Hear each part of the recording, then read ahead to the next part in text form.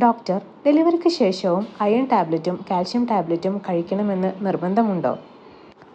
തീർച്ചയായും വേണം. പല ആളുകളും പ്രഗ്നൻ്റ് ആയിരിക്കുമ്പോൾ ഇത് പ്രോപ്പറായിട്ട് കഴിക്കും. പക്ഷേ ഡെലിവറിക്ക് ശേഷം നിസ്സാരമായി കാണും. ഡെലിവറിയിലൂടെ ഒരമ്മയ്ക്ക് നഷ്ടപ്പെട്ടിട്ടുള്ള ബ്ലഡ് റീപ്ലേസ് ചെയ്യാനും അമ്മയ്ക്ക് രക്തക്കുറവ്, ക്ഷീണം ഇതെല്ലാം മാറി മൊത്തത്തിലൊരു എനർജി ലഭിക്കുവാനും അയൺ അത്യാവശ്യമാണ്. ഇതുപോലെ തന്നെയാണ് കാൽഷ്യവും.